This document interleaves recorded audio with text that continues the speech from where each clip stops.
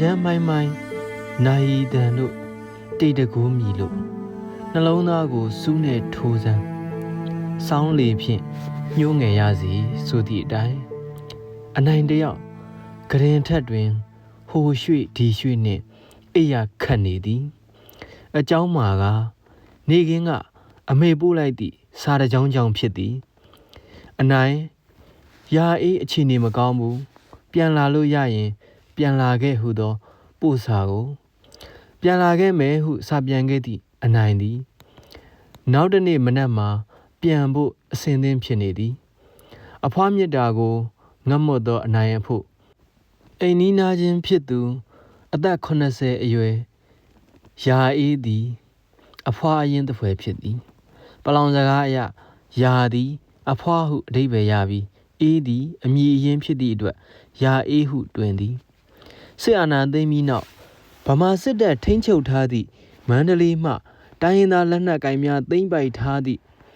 ရှမ်းပြည်မြောက်ပိုင်းသို့ပြန်ရမည့်ခရီးလမ်းသည်စွန့်စားကမ်းဖြစ်သည်လမ်းတစ်လျှောက်အစစ်ဆေးကြမ်းပြီးအသွေးမတူသည့်လုံခြုံရေးဂိတ်များကိုဖျက်ရန်ရှိနေသည်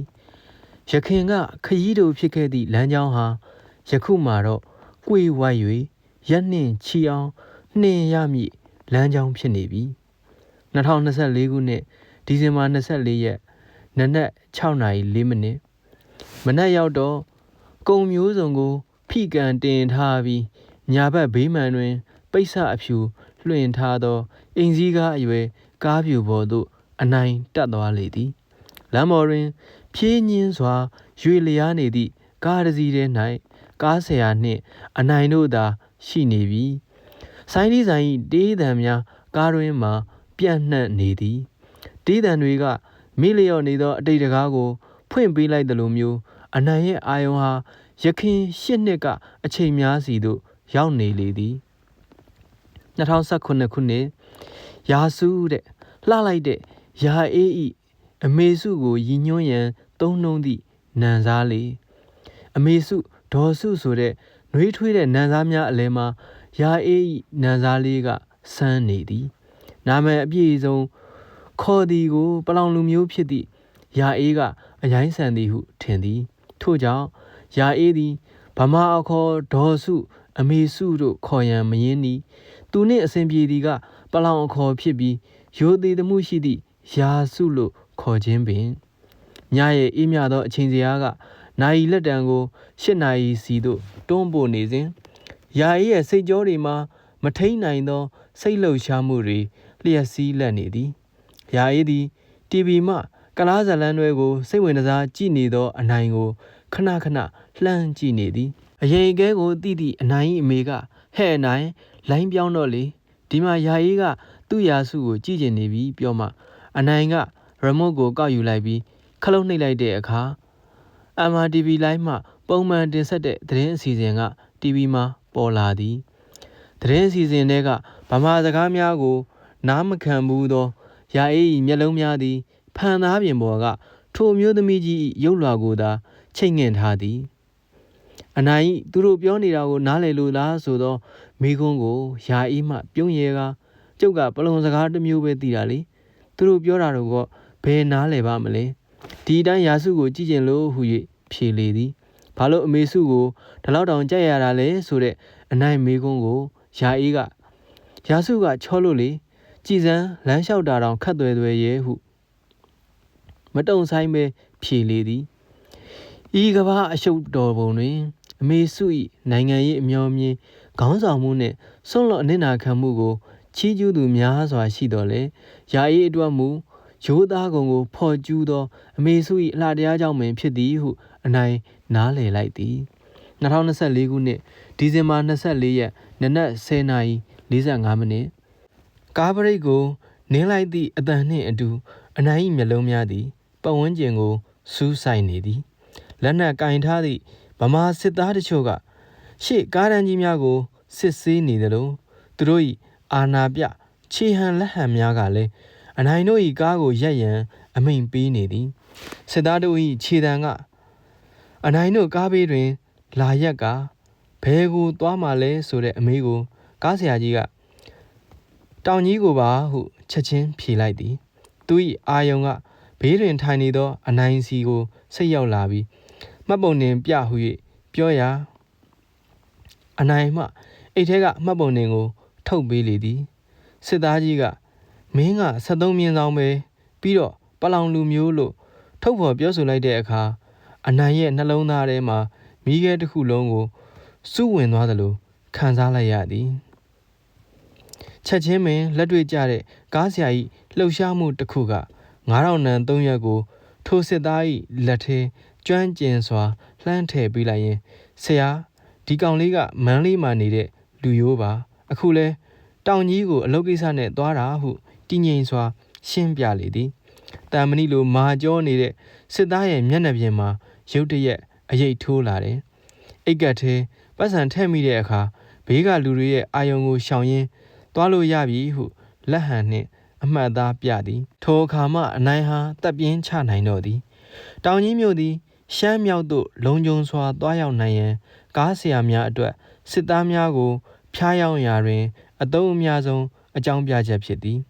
Mabonin young Tailang at 90, Yai, Mabonin Piago, 3 Yamidi. Neton Sashakuni. A Dakona sat down, she be Pidole, Mabonin Machide, di, Ya edi. You have say my Mabonin, Low Nine, the Rim Piandan Ligo, a Quinlangi dear Pip Mayuga, Dagado and Pibidi and I are a Polian Cody. Say Mamma, Mabonin Loyan, Lu at the Chalam Yago, Mimia Yarin, Miba Miago, Pina Mime. Muini Piami Aquago Yaudo, Ya edi, a Kake Pialadi, Toga, Ya edi. Sayima Miamia, a 9 Lago Dada Boy. Now Munego, Mamamido Woo. Yasunanga, Muini do the Mala, 2 Muinego, July me 9 Hui. Kadudu, your lady. Miaonema Tauba Nido, Yai, Yonjimu the Zenya. And I end up, Mizia Majan, Biozia Messi. Did he say, Lina Dajem Yada, Shidi. And I down the Pamalo made the same money, Palano Biodi Yairoja, Chase Beadi, Badabian Pity. Muiniga, Sagoyani, Chaulabai, Tanguya Liza Nagune.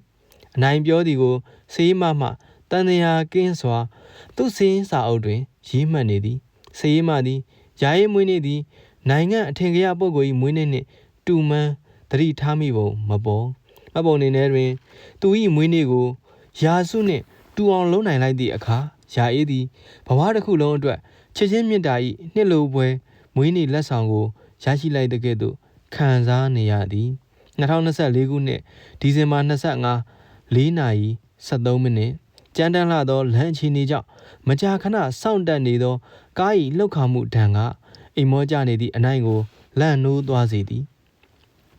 Amaunugo Piadanidi, Lama Borin, 3 Gardazida. A poor mezwa, the Yui. Tozin, Garcia Punaido, the Chinanga, they say Chingo, Chu Pauga, Pianluen Ladi, the Chinanga, Nai Naredo, Siwan Ladi Aka, 2 and Artenadi. The Chinga, Diloniane, a same Bibamla Agoya. 2 Danerin, Soye Mune, Dilo Zedo, your shed nedi. Garciaga, Gondiago, Kamiami Wayan, Semabuban and Nili, Nalango Jola Gabi, a cool winida. ကြောက်မဲနေမည်ပြောရရင်တော့လွတ်မြောက်နေမည်တဲ့ရောက်နေပြီလေကားဆရာကြီးအေးစေးတည်ငြိမ်သောစကားစံသည်အနိုင်ရင်ထဲသို့စိတ်ဝင်သွားပြီးနောက်စိုးထိတ်မှုများအစားလုံခြုံမှုရောင်ကြီးကတန်းလာတယ်လို့ပင်ပြတင်းပေါက်ကတိုးဝင်လာတဲ့လေအေးတွေကအနိုင်ရဲ့မျက်နှာကိုခပ်ဖွားဖွားရိုက်ခတ်သွားတယ်အပေါ်စီးကလင်းလန့်နေတဲ့ကျဲစုံကောင်းငင်ကိုသူ့မော့ကြည့်ရင်နှလုံးသားထဲကလှိုက်လဲစွာတော်လိုင်းရေးသချင်းတစ်ပုဒ်ကိုတူတူလေးလိုက်ညီးနေမိသည်ကားထဲမှာပြန့်လွင်နေတဲ့ကျဲသချင်းရဲ့စာသားတွေကသူ့ရင်ကိုပို့ပြီးလှုပ်ခတ်စေသည်ဒီကျဲလေးတွေကျွေလွင့်ချိန်သင်တို့လိပ်ပြလုံးရဲ့လားဆိုတဲ့စာသားမှာဘယ်သူကိုရည်ညွှန်းမှန်းအနိုင်သိတယ်မိခွန်းရဲ့နောက်ွယ်ကနာကျင်မှုနဲ့စိန်ခေါ်မှုကိုသူနားလေတယ်နာဂတ်တွေဟာမသေးကြတော့ပါဆိုတဲ့စာသားကသူ့ရဲ့နေ့စဉ်ဘဝရဲ့လက်တွေ့အခြေအနေကိုထင်ဟပ်နေတယ်လို့ပင်ဒီတိုက်ပွဲမှာငါတို့ဟာအသွေးနဲ့သားကိုပုံအပ်ထားဆိုတဲ့အပိုက်ရောက်တော့သူ့မျက်လုံးတွေ မိတ်သွားတယ်ဒီစကလုံးတွေကပေးဆက်သူတွေရဲ့စွန့်လွတ်အနစ်နာခံမှုတွေကိုကိုစားပြုနေတာလေနောက်ဆုံးစာသားဖြစ်တဲ့သင်တို့တကယ်လေးပြလုံးရဲ့လားဆိုတာကိုညီးလိုက်တဲ့အခါသူ့ရင်ထဲမှာမေးခွန်းပေါင်းများစွာနဲ့ဒေါသဝမ်းနည်းမှုအားမလိုအားမရဖြစ်မှုတွေရောထွေးနေသည်2021ခုနှစ်ဖေဖော်ဝါရီလ1ရက်ည8:05မိနစ်လူစိမ့်မရှိတဲ့ကောင်တွေမြောက်ရီရုပ်သံလိုင်းပေါ်မှပေါ်လာသည့်ဥမြင့်ဆွေကိုမတ်တရက်ပြနေသည့်စစ်ကောင်းဆောင်မင်းအောင်လှိုင်ကိုမြင်တော့ယာယီနှုတ်မှထွက်လာသည့်စကားသံစစ်တပ်အာဏာသိမ်းပြီးဆိုတာထက်အမေစုကိုစစ်တပ်ကဖမ်းချုပ်လိုက်ပြီးဆိုတာကိုပဲနားလည်သည့်ယာယီတယောက်မျက်ရည်ဆန်းဆန်းနဲ့အနိုင်ရဲ့အမေကိုလှမ်းကြည့်ရင်ဒါဆိုဟိုမှာရာစုမလာတော့ဘူးပေါ့နော်ဟု TV ကိုညွှန်ပြရင်မေးရှာတယ်အနိုင်ရဲ့အမေကတနာဟန်နဲ့အော်ယာအေးရဲ့သူတို့ဖမ်းထားမှတော့ဘယ်လိုလုပ်ပေါ်လာမှလဲလို့ငိုတန်းနဲ့ပြောလိုက်တော့ယာအေးရဲ့မြောင်ဝန်းအိမ်ကမျက်ရည်တွေဟာပါးပြင်ပေါ်ကိုစီးကျလာခဲ့ပါတော့တယ်ယာအေးတယောက်မျောလင်းချက်အနေငယ်နဲ့ရာစုပေါ်လာနိုးနိုးနဲ့ TV ကိုငေးကြည့်နေခဲ့တယ်နောက်ညတွေမှာလဲဆက်ပြီးမျောလင့်တောင်းတနေရှာခဲ့တယ်ည9နာရီထိုးလို့ရာစုကို TV ပေါ်မှာမတွေ့ရရင်လဲယာရေးတယောက်စိတ်မလျှော့ပါဘူးမနှက်ဖြန်တော့ပေါ်လာမှာပါလေဆိုတဲ့မျောလင်းချက်အပြည့်ပဲအိမ်ကိုပြန်သွားလေရှိပါတယ်ယာရေးတယောက်ည8နာရီသတင်းကိုလက်လျှော့လိုက်ရတဲ့ခါးသီးတဲ့အခိုက်အတန့်ကစစ်တပ်ပိုင်းမြောက်ရီရုပ်တံကနေအမေစုသမရဦးဝင်းမြင့်နဲ့ဦးမျိုးအောင်တို့ကိုတရားရုံးမှာရှင်တွဲထိုင်နေတဲ့ဓာတ်ပုံကြီးကိုမြင်လိုက်ရပြီးတဲ့နောက်ပိုင်းမှာပင်ဖြစ်သည်အနောက်မှာမတ်တက်ရက်နေတဲ့ရဲနှစ်ယောက်ကြားညှိုးငယ်စွာထိုင်ကာပြာနုရောင်ဝတ်စုံနဲ့နှာခေါင်းစည်း max တက်ထားတဲ့အမေစုရဲ့ပုံရိပ်ဟာသူ့ရင်ထဲကမျောလင့်ချက်ရဲ့နောက်ဆုံးမိစားကိုညှိမ့်သက်ပစ်လိုက်တယ်လို့ပါပဲအမှန်တော့ယာယီရဲ့မှတ်ဉာဏ်ထဲမှာခြေလန်းတိုင်းတက်ကြွစကားပြောတိုင်းအပြုံးမပြတ်အချွေရံများစွာနဲ့ဝန်းရံနေသည့်အမေစု၏ပုံရိပ်သာလွှမ်းမိုးနေခဲ့တာပါခြေလန်း၄-၅လန်းသာလှမ်းယုံနဲ့ရောက်သည့်အနိုင်တို့အိမ်ကိုယာယီတယောက်ည8နာရီသတင်းလာမကြည့်တော့သလိုစူညံလေးရှိသည့်အနိုင်တို့၏ TV တန်လဲတိတ်ဆိတ်ခဲ့ပြီဘာလို့ TV လာမကြည့်တော့တာလဲဟူသောအနိုင်အမေ၏မေးခွန်းကိုယာယီကရာစုကိုအဲ့လိုပုံစံနဲ့ထပ်မမြင်ရဲဘူးရင်နာလို့ပါအေးဟုရင်ဘက်ကိုသာသာဖိ၍ခက်ရဲရဲလေးပြန်ဖြေလေသည်ယာယီမှာသားသမီး3ယောက်ရှိတော်လဲအိမ်အောင်ကြပြီးဝေးရာတွင်အခြေစိုက်နေကြသည်ခင်ပွန်းကွယ်လွန်ခဲ့ပြီးနောက်အိမ်ကြီးထဲတွင်တယောက်တည်းနှစ်ပေါင်း20နီးပါးနေရသည်အိမ်ဘေးမှအနိုင်တို့မိသားစုသာသူ့အတွက်အားကိုးရာမိသားစုပမာဖြစ်နေသည်အနိုင်၏မေးသည်ယာအေးကိုမိခင်ရင်းကဲ့သို့လေးစားတန်ဖိုးထားသည်အကြောင်းမှာအနိုင်၏အဖေဆုံးပြီးစီးပွားရေးကြက်တဲစဉ်ယာအေးကငွေကြီးရောစိတ်ပိုင်းမှာအကူအညီပေးသည့်အတွက်ကြောင့်ဖြစ်သည်ယာအေးတွင်လက်ဖက်ခြံ3ခြံရှိပြီးအခြားသူများအားငှားရမ်းထားကသမီးများစီမှပုံမှန်ထောက်ပံ့ကြီးလေးရသည်ကြောင်မဲမြို့တွင်ရောက်သည်နှင့်ဇာတိ၏နှွေးထွေးမှုကအနိုင်ကိုဖုံးလွှမ်းလိုက်ပေမဲ့စစ်တမ်းကြောင့်ပုံပြတ်ပန်းပြတ်ဖြစ်ခဲ့ရသည့်မြို့၏ပုံရိပ်ကသူ့စိတ်ကိုထိခိုက်နာကျင်စေခဲ့သည်ရခင်ကလမ်းဘေးဝဲရာတွင်ပြေးလွှာဆော်ကစားနေသောကလေးများ၏ပုံရိပ်များပျောက်ကွယ်သွားပြီးအခုတော့ဆိုင်ကယ်တွေနဲ့ဖြတ်တန်းသွားလာနေတဲ့လက်နက်ကင်တပ်သားတချို့သာတွေ့ရတော့တယ်ခက်လန်းလန်းကနေတနက်တန်တွေတဆွတ်ဆွတ်ကြားနေရသည်ဆင်းရမည့်နေရာသို့ရောက်သည်နှင့်အနိုင်သည်ကားပေါ်မှခြေချကားဆရာအားနှုတ်ဆက်လိုက်သည်ထိုစဉ်မလှမ်းမကမ်းတွင်ရွာမှအသည့်အကိုကြီးတဦး၏ဆိုင်ကယ်သည်ရောက်ရှိလာပြီးအနိုင်သည်ယုံကြည်စိတ်ချစွာပင်ဆိုင်ကယ်နောက်မှလိုက်ပါသွားတော့သည်ကြောင်မဲမျိုးမှရွာသို့အပြန်လန်းတစ်လျှောက်စိမ့်ညိုရောင်တောတောင်တွေရဲ့ဆွဲဆောင်မှုကအနိုင်ကိုစိတ်ညင်ရာစီခေါ်ဆောင်သွားသလိုအတိတ်ကအမှတ်တရတွေဟာလည်းမှတ်ဉာဏ်ထဲမှာတဖန်ပြန်လဲရှင်သန်လာခဲ့တယ်2024ခုနှစ်အောက်တိုဘာ15ရက်မနက်1:03မိနစ်တိတ်ဆိတ်ငြိမ်သက်နေသောရွာ၏တကောင်ရန်ချိန်တွင်ကြီးမားသောပေါက်ကွဲသံကြီးတစ်ခုထဟိမ့်လိုက်သည်အိယာမှလန်နိုးသွားသောယာအေးသည်တကားဝသို့ရောက်သည်နှင့်အနိုင်၏မေကချက်ချင်းပြေးဝင်လာကသူမ၏လက်ကိုဆွဲပြီးအနိုင်တို့အိမ်ရောက်ရှိကရုတ်ကျင်းစီသို့ဆွဲခေါ်သွားသည် ဘာဖြစ်တာလဲဟုတယောက်ကိုတယောက်မေးချိန်ပင်မရှိခဲ့သည့်ထိုည၌ယာယီတို့သည်ကရုတ်ကျင်းထဲတွင်သာခိုအောင်ခဲ့ရသည်မိုးလင်း၍ကရုတ်ကျင်းထဲမှထွက်လာချိန်တွင်တော့အနိုင်တို့အိမ်မှလှမ်းမြင်နေရသောဘုန်းကြီးကျောင်းမှာပြိုပြက်နေပြီးမိโกလုံးများတလူလူထွက်နေသည်ကိုတွေ့ရသည်ယာယီရေမနေ့ညကသူတို့ဘုန်းကြီးကျောင်းကိုဘုံကျဲတာဟုသောအနိုင်မေကြီးစကားကြောင့်ကရုတ်ကျင်းထဲမှအားပြူကတက်လာသည့်ယာယီသည်ချက်ချင်းပင်လဲကျသွားပြီးရှိုက်ကြီးတငယ်ငိုကြွေးတော့သည်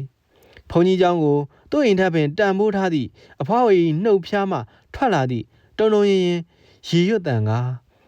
ဖြစ်မှဖြစ်ရလေအရှင်ဖျားထိုဖြစ်ရဆိုးကြီးနောက်ပိုင်းယာယီတယောက်လုံးဝပြောင်းလဲသွားခဲ့သည်ကျမ်းမကြီးချူကြလာကအိယာပေါ်လဲလျောင်းပြီးစကားပင်မပြောတော့သည့်အထိဖြစ်သွားတော့သည်2024ခုနှစ်ဒီဇင်ဘာ25ရက်နနက်10:17မိနစ်ရွာရင်းသို့ရောက်လာခိုက်ရွာလန်းကတိုက်ခတ်လာသောလေနုအေးဟာအနိုင်ရဲ့မှိုင်တွေနေသည့်စိတ်ကိုမလွှမ်းမိုးနိုင်ခဲ့ပါရွာလန်းမပေါ်မှာမနက်စောစောဘုန်းကြီးကျောင်းတက်တုန်းကယာယီနောက်ကနေတောင်းဆွဲပြီးလှုပ်ခါသွားတဲ့ပုံရိပ်များကိုသူပြန်မြင်ရောင်းလာတယ်ယာအေးဖះမှာဆူတောင်းရင်ကျွန်တော်အတွက်ဆူတောင်းပေးဦးနော်ဒီနေ့ဆောင်းဝဲဖြေရမှာဆိုတဲ့အနိုင်ကြီးစကားသံကိုယာအေးကဆူတောင်းမှာပေါ့အနိုင်လဲဆောင်းဝဲဖြေနိုင်အောင်ရာစုလဲကျမ်းမာပြီးဘေးရန်ကင်းအောင်လို့ပြန်ဖြေနေတဲ့ပုံရိပ်ဟာသူ့မျက်စီထဲကိုထင်ထင်ရှားရှားပေါ်လာတယ်ရာစုကပါလာပြန်ပြီလို့အနိုင်ကခက်နောက်နောက်ပြောတော့ယာအေးကအိတ်ကတ်ထဲကကိုရိုနာကပ်ဖေးကြောက်စဉ်အစိုးရပေးသည့်ထောက်ပံ့ကြီး2000ကျပ်ကိုထုတ်ပြပြီးပါမှာပေါ့သူကငါ့ကိုပတ်စံပေးတာလေလို့မော်ကြွားသောရေသံတွေကိုပြန်ကြားရောက်နေသည်2024ခုနှစ်ဒီဇင်ဘာ25ရက်နနက်10:18မိနစ်အိမ်ဝန်းတွင်းသို့ခြေချမိသည်နှင့်ဘေးအိမ်မှစူညံတံများသူ့နားထဲသို့စူးဝင်လာခဲ့သည်အုတ်ခွက်တိုက်တံထင်းခွဲတံဟင်းသီးဟင်းရွက်များလှိဖြတ်ရာမှထွက်လာသောအတန်တို့ဖြင့်လူကြီးကစီကားနေသည်လူကြီးကြားကနေအနိုင်တယောက်မျက်ရည်ဆက်လက်ဖြစ်နေသောအမေကိုလှမ်းမြင်သည်ထို့နောက်အမေနားသို့ပြေးလာသည့်အနိုင်အတွက်အမေ၏စီးကြိုစကားကယာအေးမနက်9နာရီခွဲတုန်းကပိန်းဦးစိုက်ဖို့သွားနှင်ပြီတဲ့ဆုံးပြီဆိုတဲ့သွေးအေးသည့်စကားကိုမတုံ့နှုံညင်တဲ့ပလောင်လူမျိုးတွေဖို့ပိန်းဦးသွားဆိုင်ပြီဆိုတဲ့နန်းသားလေးကပင်ယာအေး၏နောက်ဆုံးအချိန်ကိုမိနိုင်ဖို့ပြန်လာခဲ့သည့်အနိုင်အတွက်ရင်ဝကိုစောင့်ကန်လိုက်သလိုပင်ခလေးတယောက်လိုပဲလက်နှစ်ဖက်ကိုရင်ဘက်ပေါ်တင်ပြီးအိပ်ပျော်နေတဲ့ယာအေးဘေးမှာသူသမီး3ယောက်၏မိသားစုများကဝန်းရံလို့နေသည်အနိုင်မှအမေစုရုပ်ပုံပါသည့်သတင်းစာများဖြင့်ပြည့်နှက်နေသည့်နံရံဘေးတွင်ငြိမ်သက်စွာအနားယူနေသောယာအေး၏အနီးတွင်သူသည်ပါးပြင်မှမျက်ရည်များကိုခက်ခက်ခဲခဲထိန်ချန်ရင်းဥညွတ်ခဲ့သည်2025ခုနှစ်ဖေဖော်ဝါရီလ1ရက်နေ့နေ့လယ်1:38မိနစ်ကြည့်ပါအောင်အနိုင်ယာယီတစ်တာတဲကယူလာတာဆိုပြီးအမေကပြလိုက်တော့အနိုင်ကအထုပ်ကိုဖြီလိုက်သည်ယာအေးသူ့ရာစုဝစ်ဖို့ဆိုပြီးသူ့ကိုယ်တိုင်ရက်ထားတာလေဆိုတဲ့အမေစကားကိုနားယောင်ရင်းအိုးလှလိုက်တဲ့ပလောင်ထမိန်အစင်းလေးပါလားဆိုပြီးရင်ထဲကလှိုက်ခနဲခံစားလိုက်ရသည်ရှမ်းကချင်ချင်းစတဲ့ရိုးရာဝတ်စုံနဲ့ရာစုရုပ်ပုံကိုမြင်လျင်ရာစုကပလောင်ဝတ်စုံဝင်ရင်ဘလို့နေမလဲမသိဘူးနော်ဟူသောယာအေးဆန္ဒတန်ကိုအနိုင်ကြားယောင်နေသည်ဒီထမိန်လေးဟာသူ့နန်းစားလေးစီရောက်ချင်မှရောက်မည်သူ့နန်းစားလေးကတောင်တန်းတွေကွယ်ဝှက်ထားသည့်ရွာကတိုင်းရင်းသူအဖွားကြီးတယောက်ရဲ့မြစ်တာရောင်ကြီးကိုမြင်ချင်မှမြင်မည်သို့ပေမဲ့ထိုနှစ်ဦးရဲ့ချိတ်ဆက်မှုကလေးသည်ထာဝရစည်းစင်းနေမိနတ်ဆိုင်လာသည့်တန်ရောစဉ်ဖြစ်ကြောင်းလက်ဖက်တွေကတက်သေးတီလျက်